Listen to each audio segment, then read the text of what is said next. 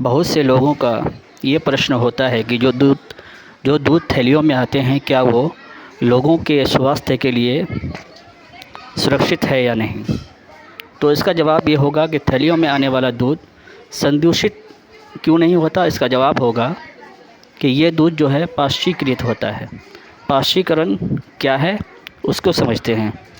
पाश्चीकृत दूध को बिना उबाले इस्तेमाल किया जा सकता है, क्योंकि ये सूक्ष्म जीवों से मुक्त होता है। इसके लिए दूध को 70 डिग्री सेल्सियस पर 15 से 30 सेकंड के लिए गर्म करते हैं, फिर एकाएक ठंडा कर उसका भंडारण कर लेते हैं।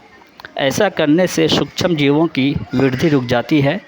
इस प्रक्रिया की खोज लुई पाश्चर नामक वैज्ञानिक ने की थी, इसलिए इसे पाश्चीकरण कहते हैं। तो ये बात समझ में आ गई कि जो पैकेट में दूध बंद होता है उस दूध को इस्तेमाल करना लोगों